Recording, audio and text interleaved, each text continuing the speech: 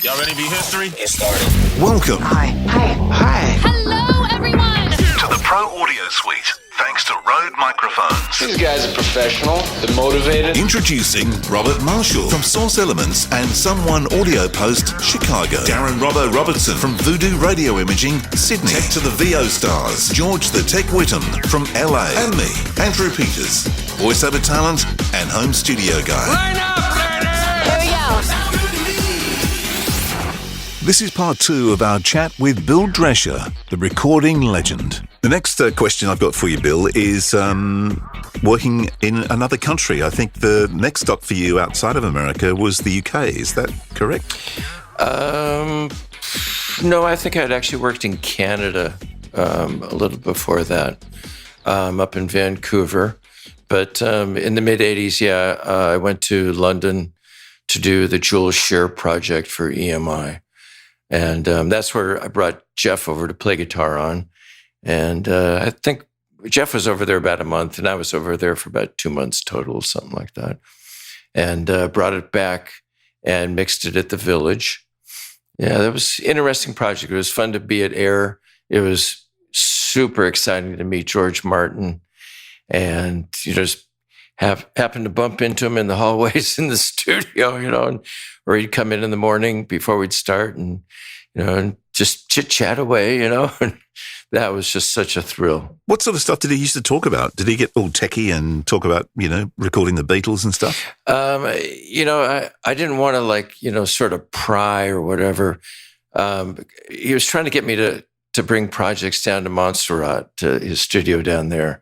And he kept trying to get me to go down there, and it just it wouldn't work for me. It was just too much money to go down there. But occasionally, I'd try and pick his brain about Beatles stuff. And he had told me that his favorite song, when I asked him, was "Strawberry Fields," and his favorite Beatle album, he said, was Abbey Road, actually. But it was just so exciting to be in the same room with the guy, let alone in the same control room where he'd done the Beatles, Yeah. Yeah, it was great. It's funny you talk about Montserrat. I saw I saw an interview with Hugh Padgham the other day, and he was talking about working down there with the Police, doing Synchronicity. Mm-hmm. And how difficult that session was, in fact, to the point where he rang his manager and said, get me out of here. I've been here 10 days. We've got nothing on tape at all that's worth even listening to. Wow. And I just want to get out. Wow.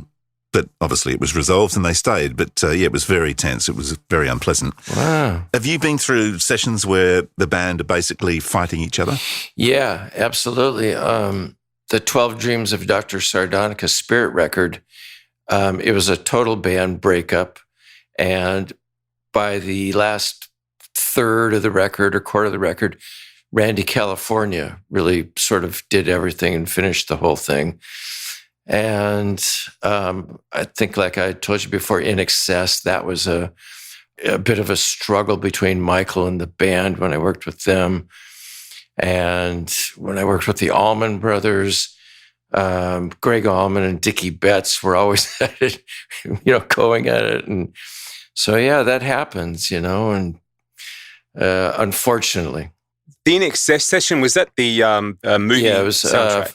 Keep the Peace for Beverly Hills Cop 3. Yeah. Beverly Hills Cop, yeah. Keith Forsey produced it. I co-produced and engineered it. And Keith had to go on and do Simple Minds in Ireland. And he asked me if I could do the record with him, Simple Minds, and I'd already committed to Richard Marx, so I couldn't bail. But so then Keith and I actually worked up the track here in LA, and then we met the band in Mexico City just for a meet and greet thing. Then I hooked up with the band in Miami and put the band and Michael on there. Then I flew to Ireland and mixed it with Keith. Then I flew back here to LA and finished off the mix at Larrabee in Hollywood. Then I flew to Arizona and played it for the band. Oh, my God. It was a long trip for one song. Crap. And it was like drowned it out in the movie by like, gunshots and sirens and bombs and Yeah. As they do. So what was the issue? I'm curious. What was the issue between Michael and the band? I don't really know, to tell you the truth, because I'd only just met the band like a few days before in Mexico City, and then hooked up with them in Miami and put the band on there. And I don't think Michael was there when I put the band on. And then Michael came in the next day or so and did his vocals, and nobody from the band showed up at all. And one of those days, it was actually Michael's birthday, and nobody was there, and I didn't quite get why or whatever, but Michael was with his girlfriend at the time, Helena Christensen, I believe. But after he finished the vocals, I, comped him and whatever, and took a taxi out to their place out in South Beach, and played it for him, and he loved it and thought it was great, and so it was a real experience. And he was such a sweet guy, It was just such a shame that he had to go, And that was really sad. Totally. Yeah, it was odd. Yeah. Apart from anything else, I think. Yeah. Now, talk about Australian bands with no longer have a singer. You also worked with the Divinals. Yes. Yeah. What record was that? I don't know, to tell you the truth. I think it's probably on Discogs, but Keith Forsey produced it, and I engineered it. And we went to the record plant in Sausalito, and the Divinals manager somehow messed up the accommodations, and Keith and I stayed in a different place every night for a whole week. And finally, Keith had a great line, and I still use it to this day. He goes, "Don't unpack your suitcase. I've come too far in life to live like this. We're going home." And so then we came back to LA, and the band came back to LA, and we did it at Track Record in North Hollywood. And I don't remember it actually being completed. I don't know. It sort of ended on some kind of weird terms too, but I was just the engineer, so I wasn't privy to all of it. Underworld, would that be the album? Could be. I'd have to hear the songs actually to tell you. Songs like "Sex Will Keep Us Together," "I'm Jealous," "For a Good Time," "Open Windows," "Bleed," "Underworld." Oh. Speaking of lovely people, though, Chrissy was certainly one of those as well. Like Michael. Oh, she could be prickly though. She could. Yeah, that was just her persona, I think. She and I got along great, and she was a good spirit. She was cool. I always loved the way they came up with the name for that band, which I heard Chrissy talk about a couple of times. But she was walking down. They were starting the band, and they couldn't come up with a name. And she was walking down one of the main streets in Melbourne doing some shopping, and she was mucking around with a mate of hers. They were looking at all this fashion in the windows, and they were going, "That's Divinal. Oh, that's Divinal. Oh, that's Divinal." Blah, blah, blah. And that's where it came from. Wow, that's cool. Is that right? Yeah, wow. Absolutely. Yeah. That's so cool. Yeah, very cool. There's another Australian act that I don't know if it's on my discography or not, but John Farnham, I'd done a song with him that Richard Marx produced. He was another one. Ah. Do you remember the song? Because those two are mates, aren't they, Richard and John? No, I don't remember the song. You must remember the voice, though. It's one of those voices that you don't forget very easily. Oh, what a silky, beautiful voice. Just incredible. And Richard and I actually did a song also with Barbra Streisand around the same time. And I remember as soon as she started singing the song, he and I looked at each other, and both of our jaws just sort of dropped open. We went, "Wow, that's the voice," Yeah. You don't forget a voice like that. No. And it's kind of weird when you're in a room and it's happening, you're sort of like, wow, that's the voice I've been hearing for years. And that's the person the voice comes from. Yeah. Isn't it funny, though, with those... Sorry, go. I was going to say, you get those goosebump moments, just hearing the voice. Yeah. And isn't that the funny thing? It's like you're in a room, like either recording or watching a voice like that being recorded, and you're looking around for what they're lip syncing to, because you're thinking no one can sing like that, surely, and they are. It's just crazy. Yeah, absolutely. So, who are the standout musicians that you've worked with, either vocalists or instrumentalists? Oh man, I've worked with so many great musicians, but oh God, my favorite drummer right now is Greg Bissonette. He's just phenomenal, and the nicest guy, hardworking, and he's a great reader of drum music. He's great at it. Lee Sklar is a great bass player. Chris Broderick is a great heavy metal guitar player. Michael Landau, Michael Thompson, great guitar players. I don't know, just tons of them over the years. I mean, Don Ellis was a phenomenal guy. God, I don't know, just a lot. So you also, isn't it always the way? I decide not to work in the booth. I'm sitting out here in the control room, and we start recording, and guess who turns up? The gardener. The gardeners. Right outside the door. Look out, and we have to do a bit of isotope on this one, I think. But with all the other studios, because you ended up working, because we've talked about Japan before, but you ended up living there as well for a short time. Is that correct? I wouldn't say living. I mean, I think every time I'd been to either Japan or Taiwan or China, it would always be for like just 2 or 3 weeks at a time. And most of that was just work. So you don't really get to see a lot of the country or whatever. And 2 or 3 weeks, if you want to call it living, you can. But mainly it was just a work trip. What was it like working? And we've touched on it, but what was it like working in a place like Japan? Do you find the studios really good and all that kind of stuff? They had. I'd mainly worked in one mix room at JVC. It was a large format SSL E-Series console. Very well maintained, never had a problem with it. The monitors weren't really my cup of tea, but they were doable. They were, fine. They were okay. So what's your favorite console, a Neve or an SSL? Well, I'd have to say, I in general, for tracking and recording, I'd say a vintage Neve, if it's in really good condition. I was never a big fan of the V series. I didn't think they sounded that great. As far as mixing, before Pro Tools came along, the SSL was my favorite because I never liked a moving fader system. And the SSLs still sound great to me. And there's a lot of them around, luckily. Well, it was interesting, and I'm sure you've worked on one of these, but it was Hugh Padgham's accident that created the Phil Collins drum sound because of the talkback, where they actually rewired the talkback so they could feed it into a channel and record it. Yeah.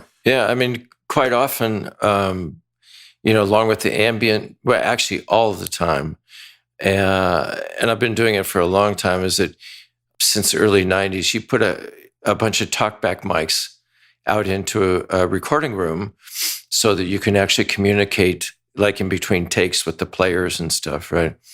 And I found out early on that all those talkback mics actually sounded really pretty good, right? And so I'd start recording all of those too, and I still do to this day. I mean, I'll put out a trashy SM57, like, I don't know, 20, 30 feet in front of the drums, and just point it right at them, and bring it up in the mix occasionally, especially for drum fills and just, 1176, compress the hell exactly, out of it. And get it up there and then get it out, That's that SSL talkback plug-in sound. Exactly.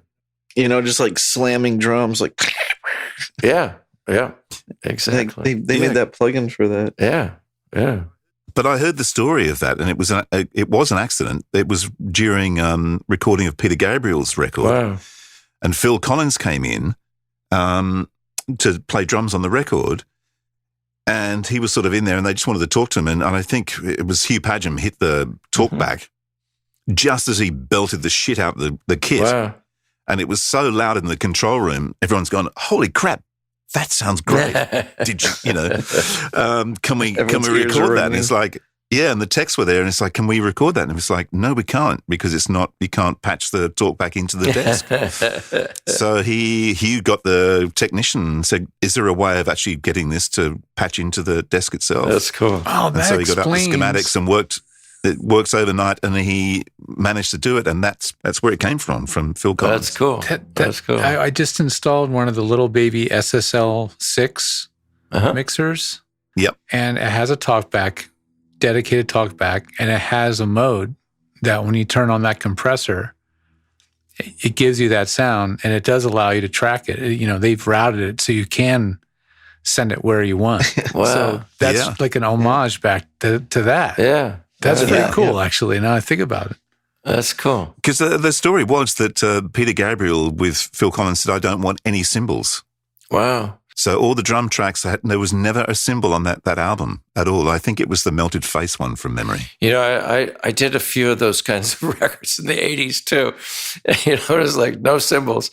And I don't know why everybody sort of got into that sort of mode, but I heard one that I did from that time period. I heard about a month ago. And I realized at that point, I went, oh my God, we didn't put any cymbals on there, you know? And now I look at it, I go, oh, maybe I should have put cymbals on, you know? Dubbing and later do a remix, cymbal remix. Yeah.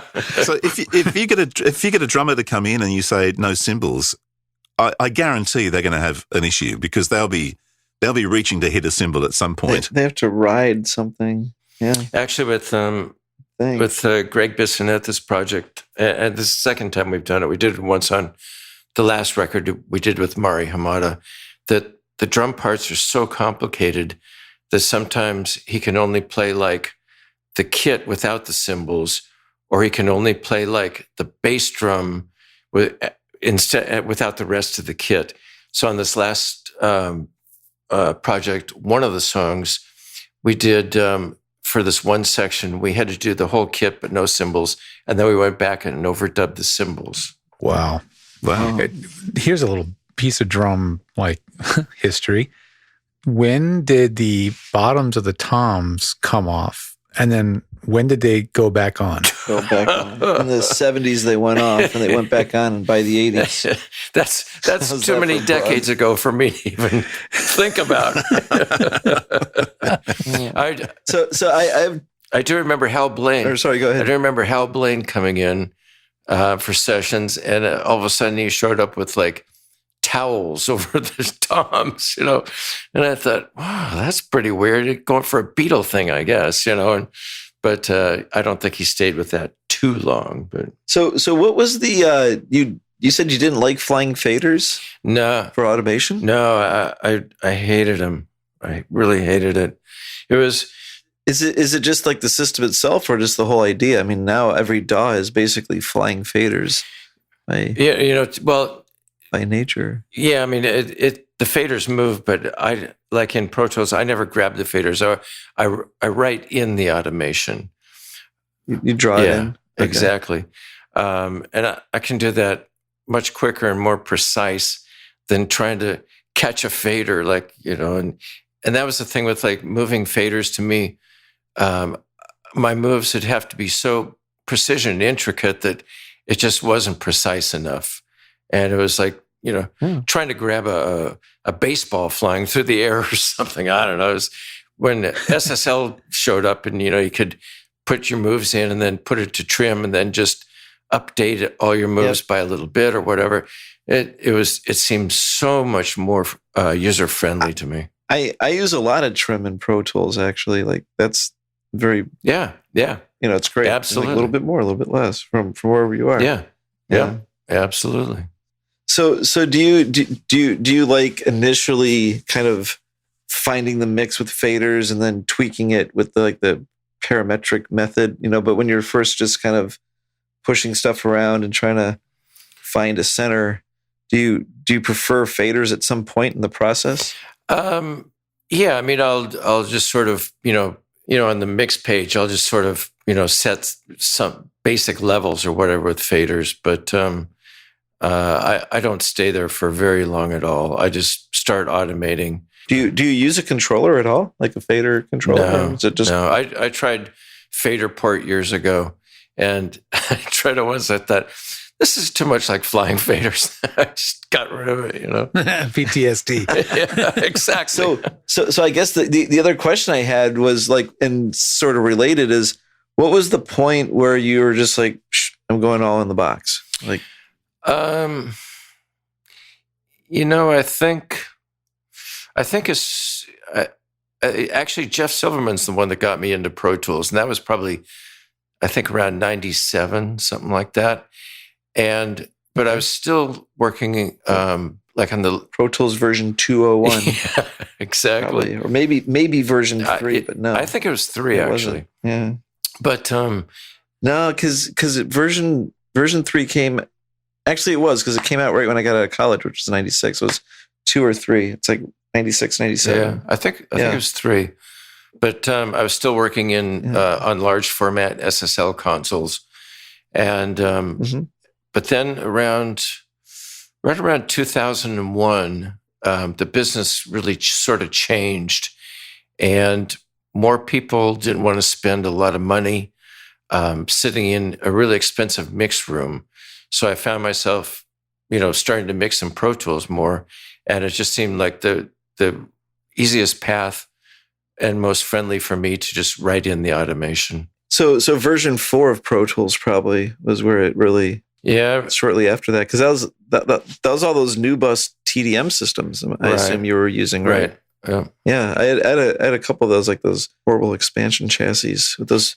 Oh God, yeah. Oh. The pins, that cable that would go into the void, but had a million pins that could all bend. And Trevan tape backup. Oh my God, it was. Oh geez, like data. Yeah, it was either exabyte. Yep. Oh God. Did you use like what was that Mezzo to archive your projects? Did you use anything like that? No. Didn't everybody? I remember the Trevans. Whether it was Mezzo or Retrospect was like the two most popular. Mezzo was the big one out here. Everyone had Mezzo. Yeah, I can't, it could have been Mezzo. I don't remember. I mean, it's hilarious. So long ago. Like all those projects in the world are probably like lost forever.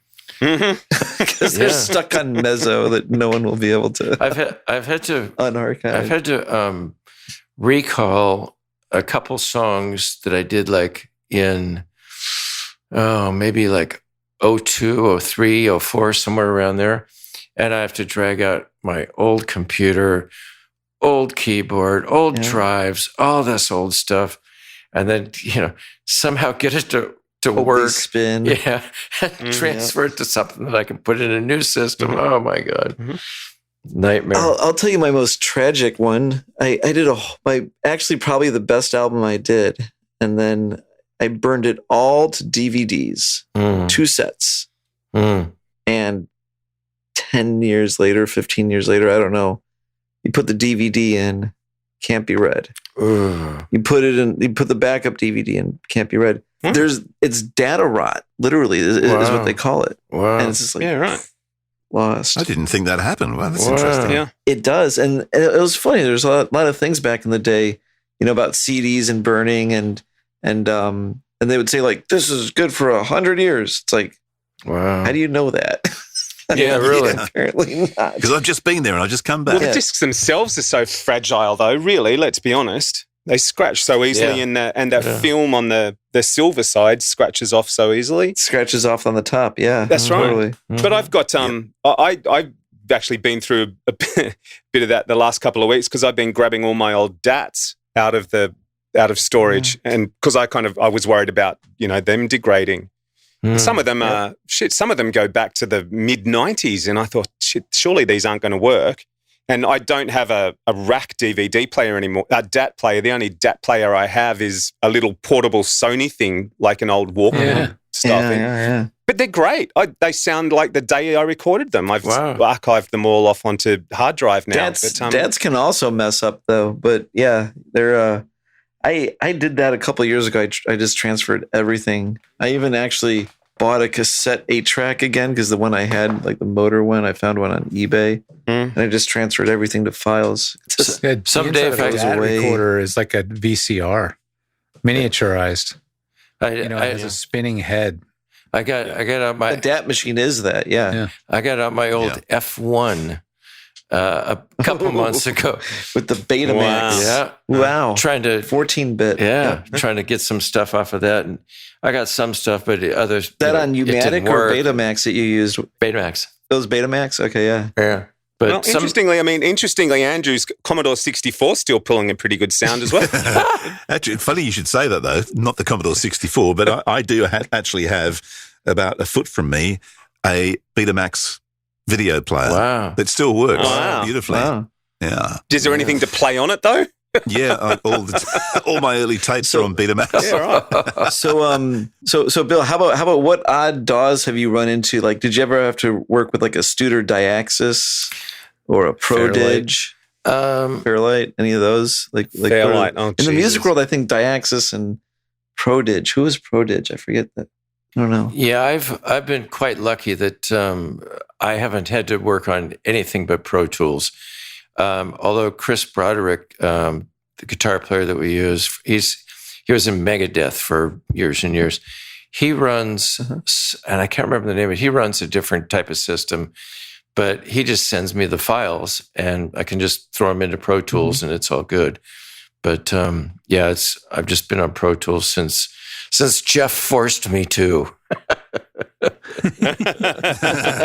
on you, Jeff. Did you ever, Robert? Have you ever come across one called Studio Frame? Yeah, Waveframe. I thought it was Studio Waveframe. Waveframe. Yeah, maybe it was Waveframe. I thought it was Studio Frame, but Waveframe. Yeah, it could have been.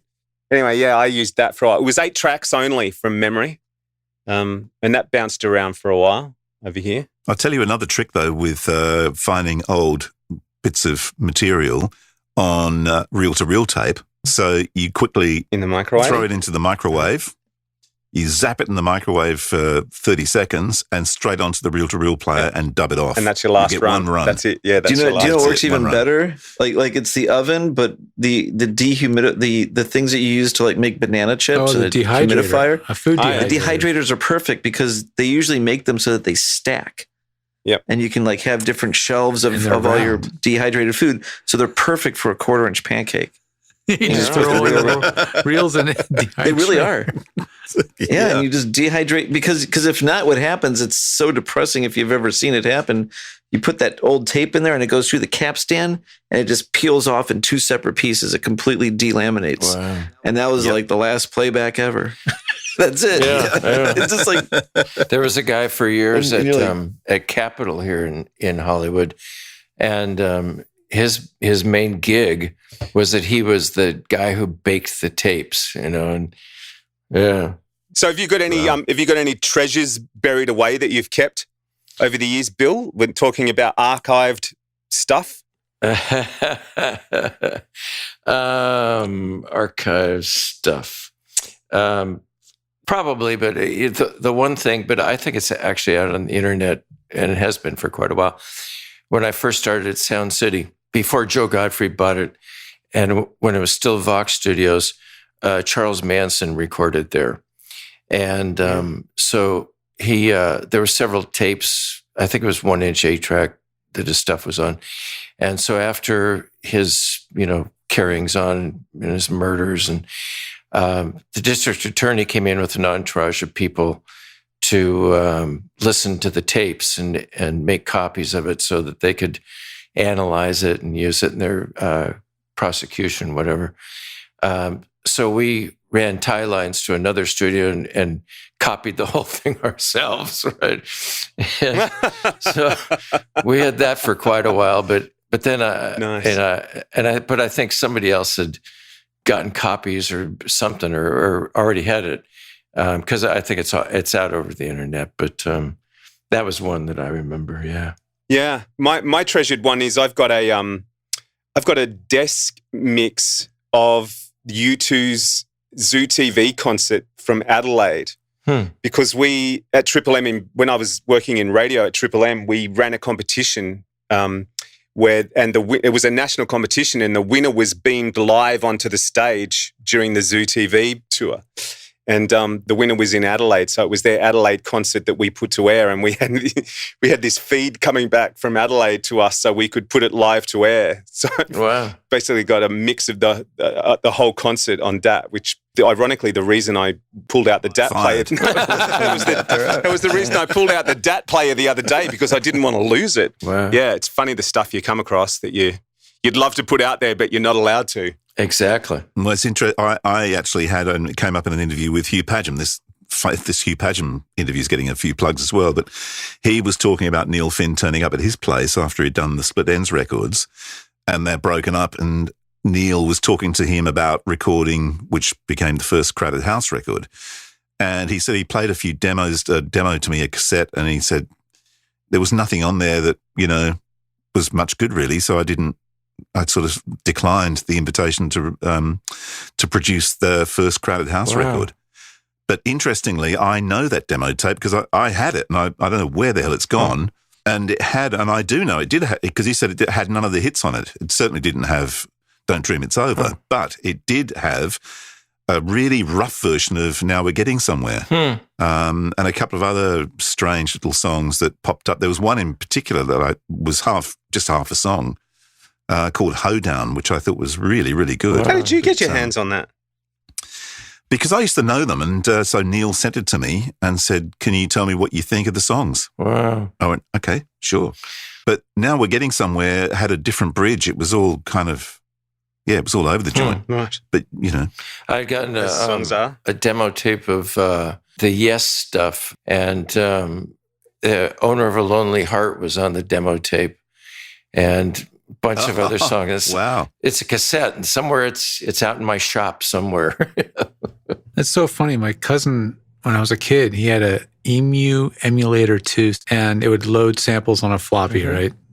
And somebody had that whole song broken up into samples. Wow, weird. So you could just pop it in there and just kind of do an arrangement yourself, playing back the samples. We thought that was just super freaking cool in 1989 or 88, whenever that was. Absolutely. Yeah, I wonder where they got that from. I don't know. I don't know if Yes officially released it. I have no idea. Wow. Was it Because I know the parts that, or was it just the mix? I mean, someone could have just loaded it in. It was like chopped up mix. Yeah, so It someone was could have really loaded just it in. pieces of the mix. Yeah, it was just like you hit a cue and it'd go, beep, beep-a-doo, and you hit another cue. Yeah, exactly. Yeah. So that was iconic. Tragic. I think Trevor Horn worked on a Fairlight from memory. Is that correct? Could be, yeah. I know that Fairlight was sold out of the Village Recorder years ago. They kind of had the really? West Coast office in the Village building. The actual Fairlight DAW now is given away free as a part of Resolve, which is also free, which is this unbelievable video editing platform. Wow. Yep. So like when you get Resolve, which is called DaVinci and Resolve, which is owned by Blackmagic, you get Fairlight as part of it. Oh, God. Is that kind of bizarre or what? Really? Wow. It's not Interesting. quite. It's interesting because I haven't checked it out in about a year or two. I'm not sure about a year though. But at first, it was not the full Fairlight that was on the Windows side. Like it really wasn't. It was like the basic idea, but because that is really actually a great workstation for editing. Yeah. I still have a D88 Tascam DA88 tape deck with all the tapes. Wow.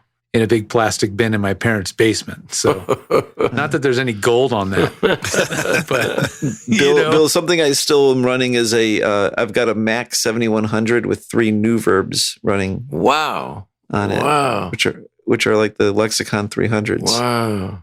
we're gonna have to make a museum. Actually, you already have. You live in one. Yes. I think the oldest Mac I have, I haven't powered it up in decades, but maybe a 9600, something like that. 9600 was I think that was like mid-90s or probably like 2000, 98 to 2000, somewhere in there. But yeah. All the rest are gone. We also have a few questions from, we put out something on Facebook saying that we were talking to you and anybody had a question. And I have one here, which was sent to me by a mate actually. And he wants to know how you mic up your drums. Well, the specific microphones on each drum. Yeah. for kick drum, I usually prefer an ATM 25. Snare top and bottom, SM57s. Hi-hat, I'm in KM84. Toms, I used to use AKG 452s, but I've been using 421s for quite a while now. Overheads, 414s, room ambience, left, right, U87s, ambient center, SM57, and that's usually the gist of it. Yeah. So no kick drum mic on the beater. No, just the ATM 25 inside the drum. Gotcha. And then because I Like not even an outside kick mic either. no Just in there and that's it. Because reason being is that I always trigger samples for kick and snare on everything. Gotcha. And if I want a different kick drum sound from the live kick drum sound, I've gotten into using transient shaper, which can make it sound really tight and sharp, or make it sound really long and boomy. Gotcha. Wow. You've really embraced modern technology. Yeah, definitely. Like, I mean, not that you wouldn't. Yeah. I mean, you've been doing this a long time, but going from the analog world to you're really taking advantage of the tools. Because, I think there might be a lot of folks out there that have had those years in and they're kind of stuck in their ways. Mm-hmm. And you're like clearly evolving and embracing the tools, As much as Well, how much were you trying to do that before with a compressor? Trying to, manipulate the transient, or transient shaper is probably in its core a compressor limiter type of thing. I'm guessing. Right? Yeah, and an expander gate, is part of it, kind of. But even back before, like when I was still on SSLs. There was still like a lot of compression to make things smack hard. Was usually what we'd go for. It wasn't that often that you'd want something that was more long and boomy. You were looking for really as much smack as you could get out of things, because most of the records I'd done were so many tracks. You just needed so much punch for everything to be heard through the giant wall of stuff, And some of the consoles, like at the Enterprise, one of the SSLs was 110 inputs. Another one that I worked on a lot was 80. And even at that, you had to use large faders and small faders, So a lot of stuff. So I was always looking for punch. Did you ever work in any studios in Chicago? No, I never did. Never did. Closest I came to that was probably Philadelphia, I guess. Yeah. George, that's your hometown, right? Yeah, that's my hometown. That's where I had that very short stint interning at Sigma Sound for like 4 months. But I was there long enough to meet David Bowie. That was pretty nice. We had worked at, I think it was Phil and Joe Nicolo's studio. I can't remember the name of it, but yeah, that was cool. Did a band called Bricklin, and interesting story. We started at the Power Station in New York, and they were the song we did was kind of like a Beatles song with like a lot of vocals and harmony. And of course, when we sent it to the film company, you give them the music, you give them the vocals, and maybe a solo instrument, different stems. And so the film comes out, and I'm watching the film, waiting for the song, and I didn't know where it was in the movie. And it gets like to the end of the song, or end of the movie, and I'm not hearing it. I'm going, oh man, they dumped it, right? All of a sudden, there it is, and it sounds great. It gets through the intro of the song, and they made it an instrumental. They took all the vocals out. Oh no! Needless to say, the band and I were not happy, but what are you going to do? No. Absolutely. Yeah. Well, speaking of vocals, I've got another listener question for you, and it is the most user-friendly de-esser that you've come across that's not a standard DAW de-esser. Oh God! Well, what's your go-to maybe? what's your go-to de-esser? There's a good one. Well, actually, occasionally I might use a de-esser and it's maybe the DigiDesign one, but more often than not, I usually I automate the de-essing so that I'll beat down the de-essing frequency that so I can pick the frequency and the amount I want rather than just setting it on a threshold or whatever. Actually, I was going to mention before we got off to the drums thing, because Robbo and I were talking earlier, and Robbo used Sennheiser 416 or 416s as overheads for drums. Mm-hmm. Mm-hmm. A long time ago, back in my radio days when I was young and naive, and partly because it was all I had. We weren't set up to record, bands. We were set up to record voices. Mm-hmm. So you'd scrounge around the station and find whatever you could. But yeah, I would always throw up one, or if I could get them two, and sort of make stereo overheads over the top of the drum kit. Yeah. Hey, whatever works, Yeah. If it sounds good, it is good. Yeah, exactly. Yeah, exactly. Now, talk about sounding good and drums. That 70s drum sound was really kind of soft. Mm-hmm. The snares didn't snap. Thuddy. Yeah, it was thuddy. Yeah, it was 200 hertz. Yeah. So how did that change? Do you remember the change when all of a sudden it was like heavy reverb, gating, smack kind of drum sounds? Yeah, I think it sort of started in early 80s, mid 80s, something like that, maybe with digital reverbs and then, miking up the room and getting the ambience. And so it just sort of evolved. And nowadays, I think it's good to mic up the room, and whether you use it or not, even if you're doing like a very intimate sounding song, you don't have to use it, but if you decide you want it, it's there, What do you prefer? Well, most of the stuff I do is pretty hard rock.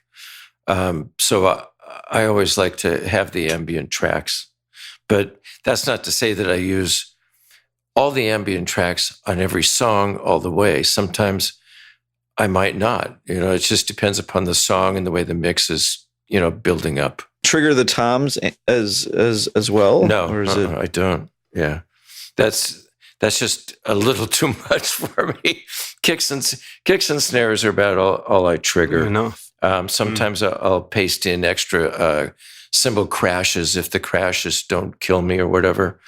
But usually the toms sound great the way they are to me, and especially when I ride up the ambient center mic that's totally trashed out, and so it makes a bigger sound, and then get that out of there. I've been mucking around with making some just some loops and stuff for the radio imaging production that I do, and I recently downloaded Reason just because I hadn't used it for decades since it's sort of that little trial version used to come with Pro Tools, and I thought I'd download it, and I rediscovered the old 808 kick sound, that really that boomy bottom endy sort of 60 thing. And man, I've been having so much fun with it. It's like everything old is new again. It's crazy. Yeah, absolutely. Here's one for you. If you could only have one vocal mic and one vocal preamp and one vocal compressor, what would they be? Put them under pressure. Yeah. Well, in general, one take. In general, one take. Who with the singer? Barbara Streisand. Yeah. Oh, great. In general, I think my go-to vocal mic would probably be a AKG 414 into a 1073, and then a Neve 33609 compressor.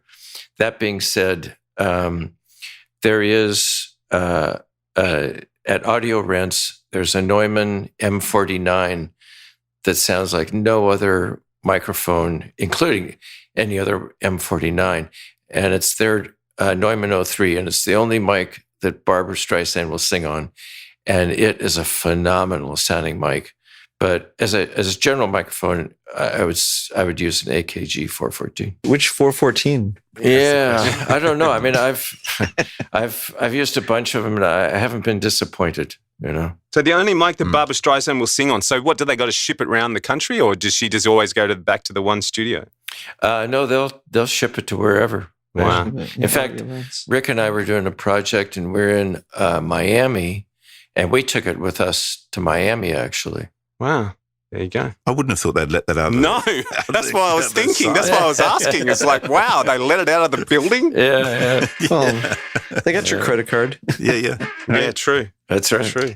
Yeah, that's right. Even that probably wouldn't cover it, innit? I mean, Wow, Audio Rents is that's just interesting. renting equipment. Do they have a studio, or they're just rentals? I don't even know if they're still around now, but at the time it was just rentals. Yeah. Well, it'd be interesting if they're not around and who's got that microphone. Yeah. I don't know. I mean, so many things have changed in the business over the decades, and, studios have come and gone. And, Actually, with that siren in the background, maybe Robert's got it and someone's found it.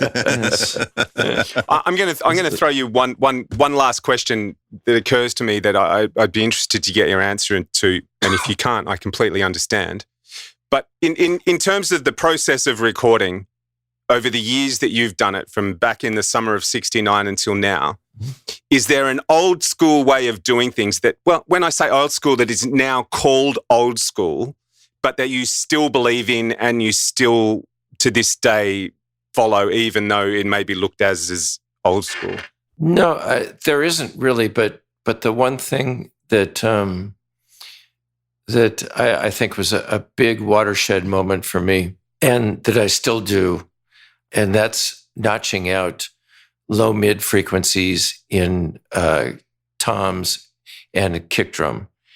And like 400 and 300 hertz in that area. yeah, like, depending upon the drum and the equalizer, whatever, it could be 250 to 700 even somewhere, you just have to sweep it and find out the offensive frequency. Yeah, find the ring. Yeah. And you get that out of there, and it is a world of difference. And Totally. when I learned that one back in the very early days, I just went, that's freaking great. That's a keeper. And I still do that, I actually have a question. So back in the day, you're tracking, you're probably processing as you track. So you're, hitting, tracking drums through compressors and onto tape, I imagine. And then things modernize, converters get better. Do you still track through a lot of analog front end, or is it kind of a mic pre's to converters kind of workflow? Like what's your feeling on processing, and even taking it one step further, like the whole UA thing, like let's process it through a plugin? Yeah, I don't do any processing through plugins. Usually if I'm recording into Pro Tools, and whether it's vocals or guitars or a band or whatever, I'll use as many compressors as are available to me. Non-tracking? Yeah, I won't like hardware. Yeah, I won't hit them hard, but I will use them. And then, of course, in the mix, a lot of different compression chains. Do you find you're using a lot of tape emulation? No, not really. No. I've been asked over the years, like, well, or I've been told maybe, analog's the best, and blah, blah, blah, blah, blah, or digital's the best, and and this and that. And to me, it's really the singer and the song. And as long as you get a great performance and record it well and mix it well, then it stands up. And I mean, I like recording and mixing in Pro Tools. So, that's my preferred workspace, but they're all still good. If it sounds good, it is good. As we said earlier, I like your attitude. Like it just don't be caught up in the tools and the process. Be caught up in the song and the writing, and the performance. And I remember I heard I did this band called Rain People on Columbia, and I heard their demos they did on some 4-track cassette machine, and they sounded great. And it was because the band was so talented, and the vocals and harmonies were so good, and it all came across on a little 4-track demo cassette thing, Yeah. Wow. So what's your favorite experience?